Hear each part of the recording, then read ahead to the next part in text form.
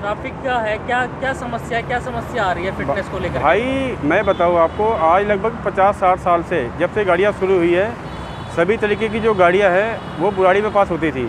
और बुराड़ी में, और सबसे बड़ी बात आपको बताऊँ मैं, बुराड़ी जो है दिल्ली के बिल्कुल बीच में है। और वहाँ कभी किसी का पेंट हुआ, गवर्नर हुआ, डिम्स हुआ, वहाँ पर सारे काम हो जाते थे आसानी से। और अभी इसी चुनाव के दौरान जब बकायदे आचार संहिता लगी हुई थी, जो कि नियम यह कहता कि कोई भी आदेश पारित नहीं किया जा सकता, उसके बाद भी दिल्ली परिवहन विभाग के अफसरों ने टैक्सीज, ग्रामीण सेवा, फटफट सेवा सीधा इन्होंने झुलझुली शिफ्ट कर दी।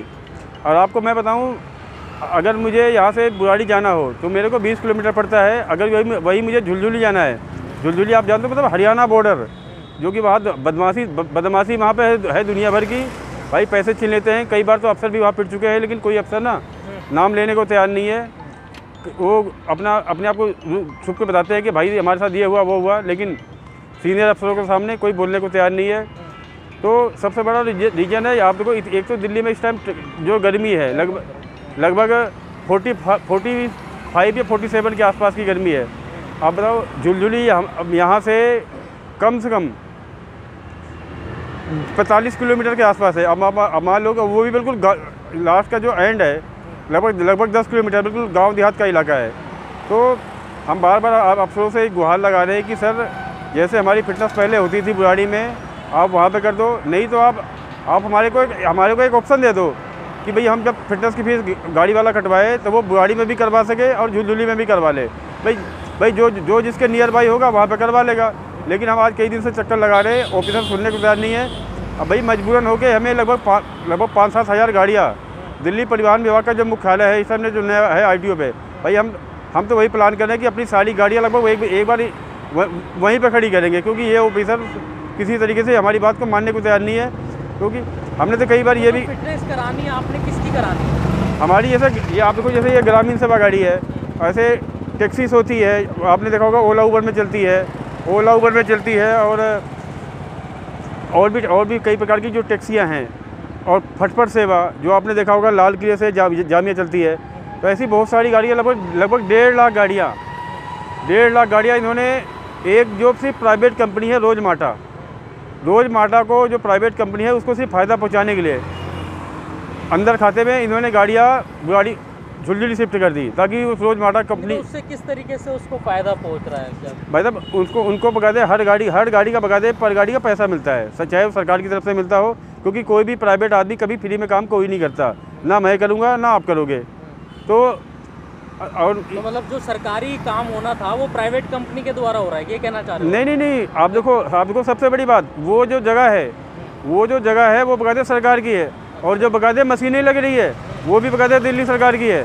लेकिन जो रोज माटा एक प्राइवेट कंपनी है, उसने अपने बंदे बैठा रखे, मतलब उनको फ़ायदा पहुँचाने के लिए इन्होंने ये काम कर दिए। तो इसके लिए आपने कहीं शिकायत लगाई, कहीं कोई? मैंने भाई साहब, मैं आपको बताऊं, देखो मैंने जो बकायदे हमारे जो मंत्री साहब हैं, जो परिवहन मंत्री कैलाश गहलोत जी, आप देखो उनको मैंने कम से कम आप देखो ये मैसेज भी ना मैंने गहलोत जी को डाला, मैंने आज भी कि सर देखो इतनी गर्मी है सर, ये सारे मैसेज मैंने गहलोत जी को डाले मैंने, बकायदे उन्होंने देखा। लेकिन अब मैं गहलोत जी की मैं क्या मजबूरी बताऊँ मैं, कि सुनने में आता कि उन्होंने अफसरों को कह दिया।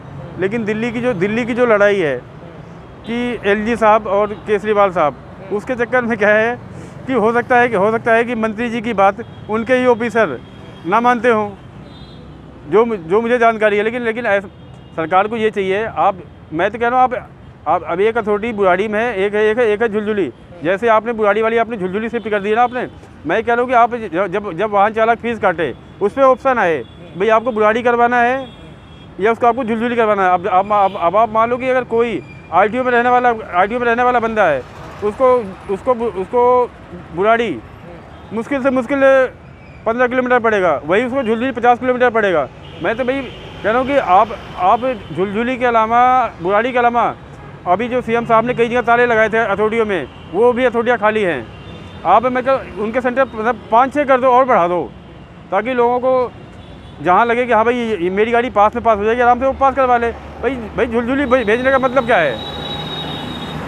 मतलब ये जो पूरी दिल्ली के जो ग्रामीण सेवा है, हाँ, या फटफट सेवा है, इस तरीके की जो गाड़ियाँ चलती हैं, आप सीधा बुराड़ी में, आप सीधा बुराड़ी से ना पास होगे, सीधा झुलझुली में पास होगी। ये सिर्फ एक सेंटर बनाया हुआ है। हाँ, सिर्फ एक सेंटर बनाया, एक सेंटर बनाया है, वो भी सिर्फ एक प्राइवेट आदमी को फायदा पहुंचाने के लिए, जिसका नाम है रोजमाटा। पूरी दिल्ली में जितना भी चल रहा है वो सब वहीं पे जाके हाँ, वहीं पे जाएगा। अब आप देखो, अब जैसे मान लो कि गाड़ियों में ना फिटनेस के अलावा और भी बहुत सारे काम होते हैं। जैसे आप मान लो परमिट हुआ, गाड़ी ट्रांसफ़र हुआ, और भी जो क्या कहते हैं, और ये रोड टैक्स हुआ, कोई भी काम हुआ। हम जैसे कभी मैं अपनी गाड़ी फिटनेस करवाने गया, और जो मेरा काम कोई पेंडिंग रहा, मैं अपना काम मैंने वो भी करवा लिया। लेकिन अब मुझे एक बुराड़ी के चक्कर अलग लगाने पड़ेंगे और झुलझुली के अलग लगाने पड़ेंगे। तो हमारे लिए भाई सरकार से इतना सा नहीं। कुछ लोग इस पे मतलब दिहाड़ी पे रोजमर्रा पे चलाते हैं, उनको कितनी समस्या हो रही है इसका? भाई साहब एक बात बताओ, गरीबों को कितनी? मैं सर एक बात बताऊँ, मैं आपसे सवाल कर रहा हूँ, अगर आपको इतनी गर्मी में अगर 20 किलोमीटर जाना आप जा रहे थे, आपके लिए वो बढ़िया है कि अब अचानक आपको कह दिया गया भाई आपको 50 किलोमीटर जाना पड़ेगा, वो बढ़िया है?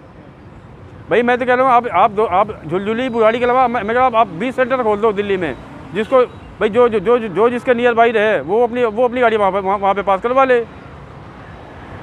और कोई संदेश? बस जी आपके चैनल के माध्यम से सिर्फ इतना ही कहना चाहता हूँ सरकार से और अफसरों से कि आप हमारी मजबूरी को समझें। आप हमारे को जब वाहन चालक फिटनेस की फ़ीस काटे, उस पर ऑप्शन है भाई आपको बुराड़ी में पास करवानी है गाड़ी, या आपको गाड़ी झुलझुली में पास करवानी हो।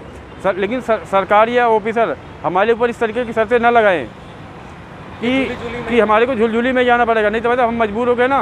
भाई जो लगभग 1.5 लाख गाड़ियाँ हैं, आप मानोगे अगर 50,000 गाड़ियाँ, क्योंकि इस टाइम सबका पारा बहुत हाई हो रहा है, अगर 50,000 गाड़ियाँ अगर ITO इनके हेडक्वार्टर खड़ी हो गई ना, तो पूरा ITO जाम हो जाएगा। और ये काम आपको मैं बता दूँ, मुश्किल से मुश्किल सिर्फ गाड़ी वाले सिर्फ चुनाव का वेट कर रहे कि चुनाव के बाद ये धरना होके रहेगा। सरकार जाने, अफसर जाने।